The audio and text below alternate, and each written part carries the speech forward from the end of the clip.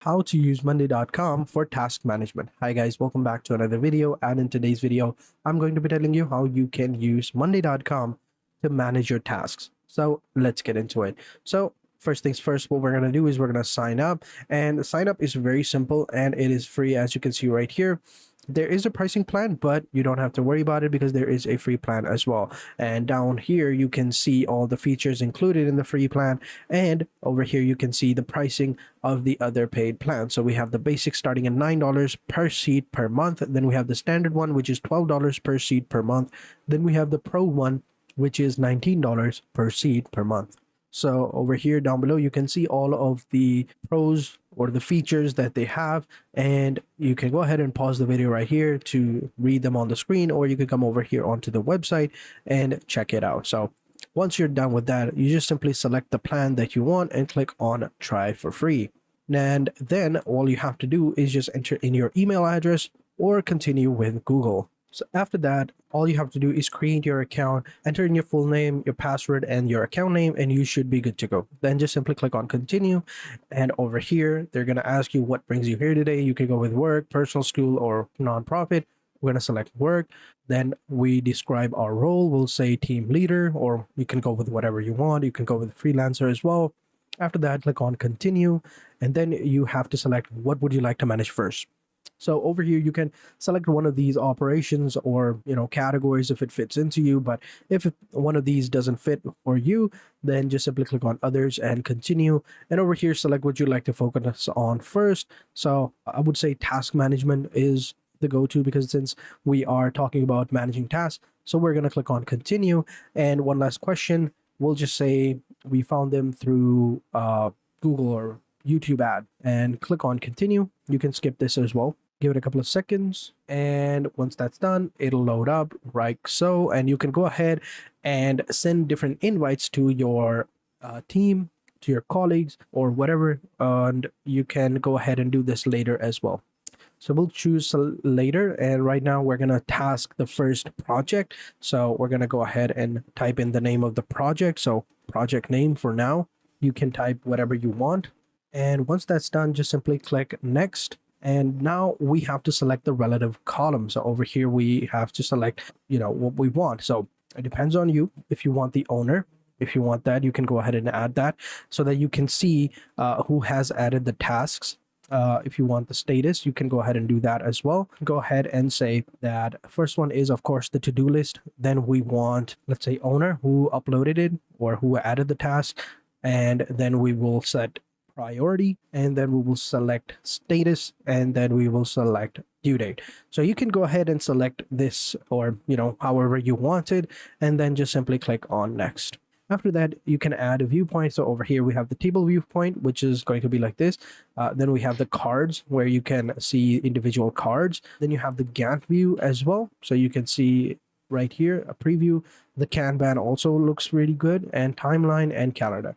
For me, sometimes it's either cards usually go really, really well, or Kanban view.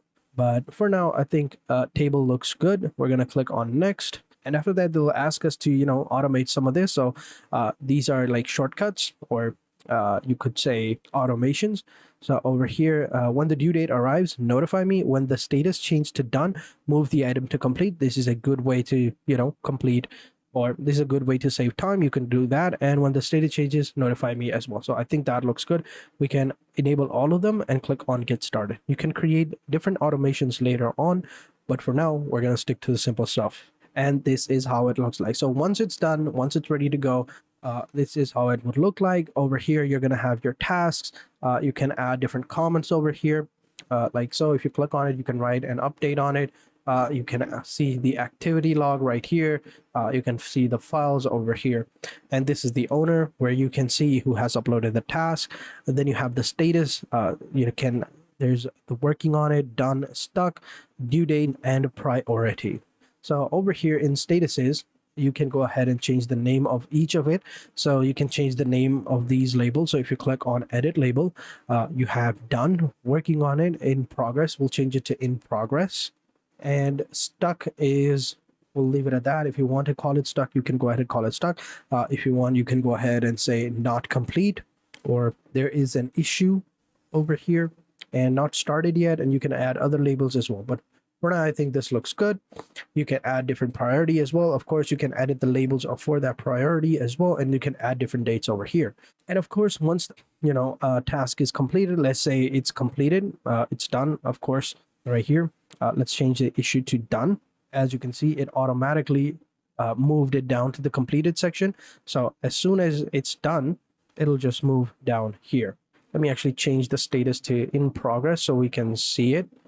I don't understand why this is not moving down here, but let's say it's done.